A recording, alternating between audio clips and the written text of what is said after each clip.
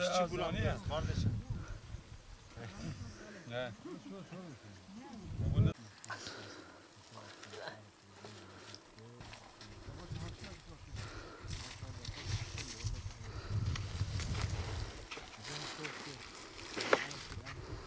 Önce ilk haber olarak bu çiftçilerle ilgili yaptığınız bu programı dile getirdiniz.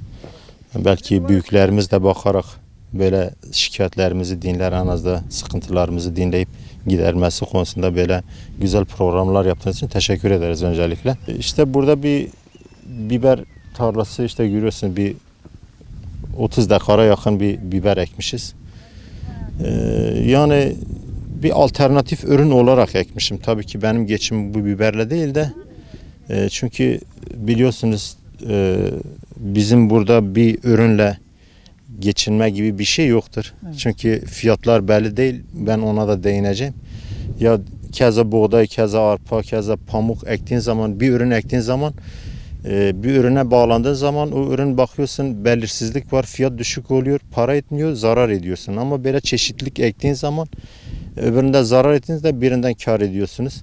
Mesela diyelim ki ben bu sene pamukta millet çok şikayetçi. Hatta pamuk da ekmişim biraz, az da olsa. Yani pamuk maliyetini çıkarmıyor.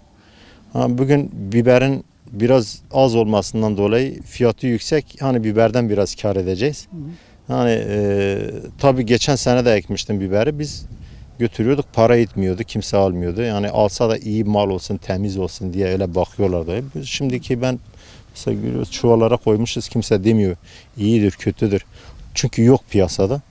Hemen para ediyor yani gönderdiğin zaman. Bir de benim kar etmem çok önemli değil. Yani önemli olan bölgenin her üründe yani ayrı ayrı insanların kar edip yani daha güzel işler yapmasını istiyoruz. Hani bu konuda şöyle belirteyim. Bir Tarım Bakanlığı'nın görevlendireceği kişiler ya da İl Tarım'dan yahut da Ziraat Odası Başkanlığı'nda böyle bir istişare edip bilir kişilerce, mühendislerle. Yani bir malın, bir ürünün maliyetini çıkartıp o şekilde fiyat belirlemelerini istiyoruz.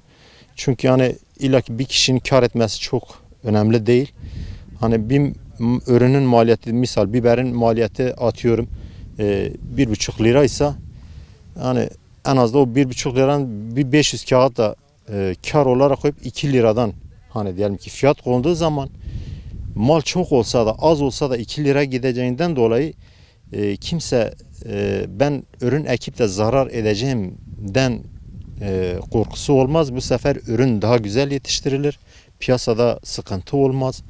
Herkes ona göre kendi ürüne daha temiz bakar, daha iyi ürün yetiştireyim diye pazara daha güzel mal gelir. Hem üretici hem tüketici daha kar eder. Yani önemli olan bölgemizde bu şekilde fiyatların belirlenmesi. Fiyatların belirlemesinden sonraki mesela ikinci aşamada ben diyelim ki 2 lira yetiştiriyorum. Ben 200 lira kazanıyorsam aradaki aracı adam ben 6 ay boyunca ben bu ürünü yetiştiriyorum. 6 ayda ancak bir kilo başında bir 500 lira kar ediyorum. Hale gidiyor. Haldeki adam 2 saat içinde sadece devrediyor. O da benden daha fazla kar ediyor. Bu Allah'tan reva değil. Bunun düzene konulması lazım. Çünkü Türkiye'de olsun bir de bu bizim bölgemizde olsun biz sanayi bir ülkesi değiliz. Sanayide çalışan, gelişen bir insanlar çalışan bir yer değil. Burası tarımla ilgili bir bölgedir. %90'ını insanlarımız çiftçilikle, tarımla uğraşıyor. Biz bizim büyüklerimizin ne yapması gerekiyor? Akıl gibi özür dilerim vermiş gibi olmayalım. Tarım üzerine politikalarımızı geliştirip insanlarımızı daha nasıl refah seviyesi yükselteceğiz? Onun şeyine girmeler lazım. Onun araştırmaları lazım. Mesela GAP bölgesinde biz bakıyoruz. Yani her taraf tarla. Yani güzel tarlalarımız var. Yani kendi imkanlarımızla ben şu anda bu suyu buraya getirmişim. Yani elektrik parası olsun, ilaçlama parası olsun, ekim olsun, mozot olsun, işçilik olsun.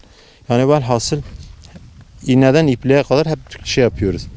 Ama satışa gelince işte dediğim gibi belirli bir fiyatın konulması, o şekilde pazarlanması gerekiyor. Şeyimiz budur yani, büyüklerimizde isteğimiz budur yani, biz bu şekilde şahsi olarak ben böyle istiyorum yani. Bu sene 7 dönüm bir biber ektim. Fiyatı yalnız iyidir. Fiyatı güzel de şu anda verimi çok az. Şu anda 3'e veriyoruz. Genel verimler düşüktür de bu mesela sinek vardı. Satabiliyoruz çünkü müşterisi var. Millet mecbur alıyor.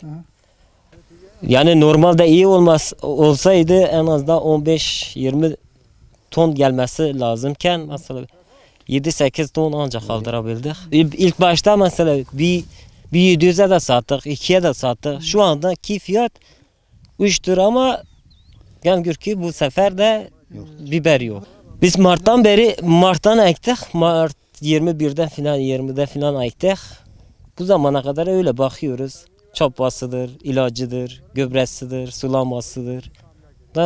Daha devam da edecek yani. Bir ay sonra zaten biter. Bu seneye göre bu sene mesela yağıştan dolayı çoğunun biberi olmadığı için, biberin eksik olduğu zamanda için mesela para ediyor.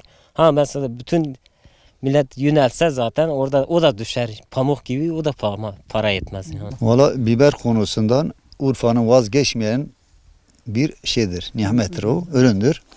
Bu ürünü güzel bir üründür. Bu sene de fiyatlar iyidir ama yağıştan nedeniyle çok olmadı. Çok seyrak yani tarlalar oldu. Onun için de fiyat biraz normal geldi. Keşke pamuk da böyle olsaydı. Ama şimdi memnunun isot ekenler. Biz istiyoruz bütün genel çiftçi, özellikle biz Güneydoğu ve Urfa bölgemize bu pamuk has safhada ekiyoruz. Mecbur Urfa'da tarım bölgesidir. Biz bunu ekmek de zorundayız. Çünkü Urfa ancak bu tarımla kalkabilir. Sanayi bakımda biraz düşük ama tarım olarak bu bizim Atatürk Barajı'nın gerçekten büyük bir nimeti olduğunu biliyoruz, farkındayız. Baraj borumuzu dibindendir, Urfa'nındır. Urfa'nın halkında bizim Türkiye özellikle Cumhurbaşkanımıza istirham ediyoruz. Bunun üzerinde Urfa'ya gelsin. Urfa'ya bizim çiftçilerimizi toplasın, onu bir danışsın. Bu hakkında bir karar versinler.